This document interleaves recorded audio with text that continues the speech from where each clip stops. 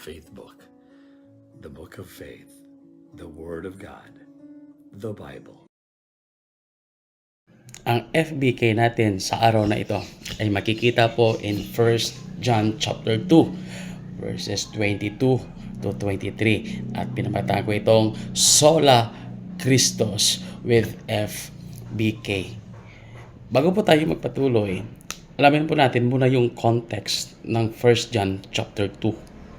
So in chapter 2, si John, the writer mismo, or ang Diyos, nagbigay kay John ng vision or pananaw to give warn or magbigay ng babala sa mga believers. Kanino ina-address? Sa mga believers about what? Number one, false teachers. Pangalawa, those against kay Christ or anti-Christ. Pangatlo is spiritual deception. So dito po, he explains that the greatest deception is denying that Jesus is the Christ. That is why sa talatang 22 or verse 22, who is a liar? That he that denieth the Son is Jesus is the Christ. So dito po sa kasulatan ni John, may mga katotohanan po dito na gusto niyang ipaabot sa atin. That to reject the Son is to reject the Father. And to receive the Son is to receive the Father. Jesus Christ is the dividing line between truth and error. Kaya nga po sa pag-aaral natin sa araw na ito, na maraming talaga ngayon. Kaya nga pag magulo na yung sanlibutan, saan tayo lalapit? Siyempre, balik po tayo sa salita ng Diyos na siya po yung tumuturo at nagtuturo kung paano. So in verse 22, makikita po natin that rejecting the Son brings separation. Rejecting the Son brings separation.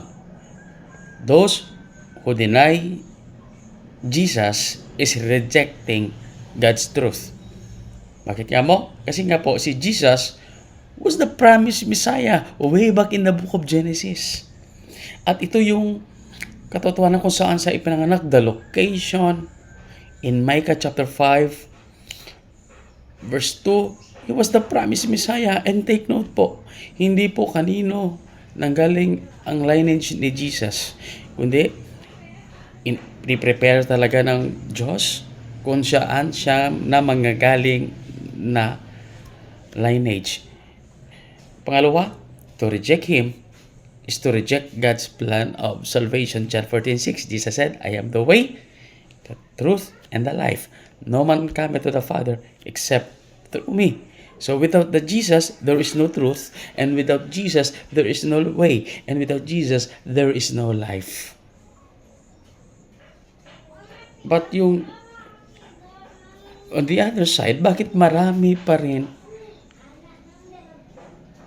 na ina-acknowledge si Jesus as a good man but deny Him as the Lord? Bakit nga mo? Kasi nga po, they were blinded. Naging pipit-bingi sila sa katotohanan. Kasi nga, they were sirado yung kanilang tenga at mata sa katotohanan. That is why denying Jesus reveals a deceitful heart. Kaya nga si John,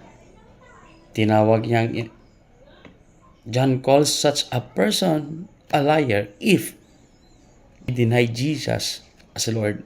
So false teaching always attack the person and the work of Christ. Tandaan po natin yan. False teachings always attack the personal work of Christ. And denying Jesus leads to eternal separation. Without Christ, there is no forgiveness.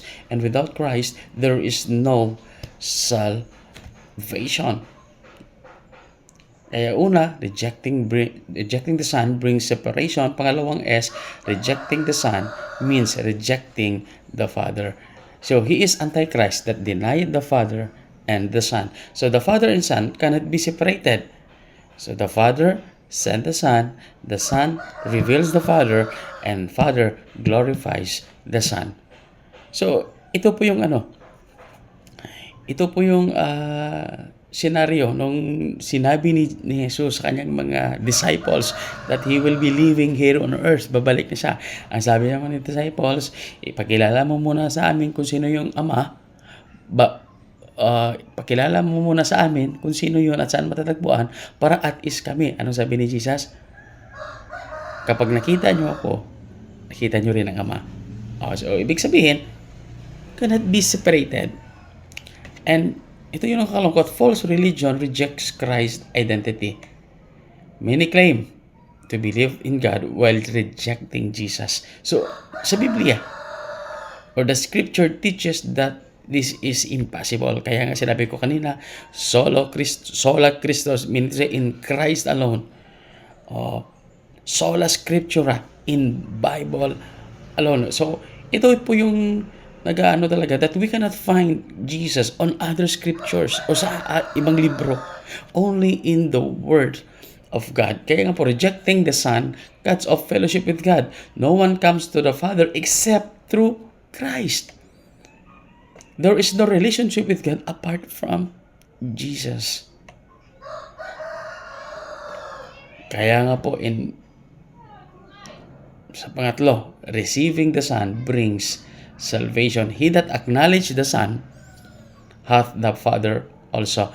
Acknowledge the Son means believing in Him, trusting Him as our Lord and Savior, or trusting Him as a Savior na hindi mo kaya iligtas ang iyong sarili sa siguradong kapahamakan, confessing Him as Lord and following Him by faith, and that is means acknowledging the Son. Pangalawa, receiving the Son brings relationship with the Father. Through Christ, we become the children of God. That is why in 1 John 1:12, 1 John 1:12, but as many as receive Him, sinong Him yan? Jesus. To them He give power to become the sons of God. So, receiving the Son brings eternal life, forgiveness of sin, peace with God according in Romans chapter 5, and assurance of heaven in John chapter 14. Now, in conclusion, Jesus is the dividing line of eternity. There is two only response to Jesus. Una, reject Him. Ibig sabihin nun, no Son, no Father, no salvation, or receive Him. Know the Son, know the Father, receive eternal life. Kaya nga sa oras na ito, have you acknowledged Jesus as your Lord and personal Savior?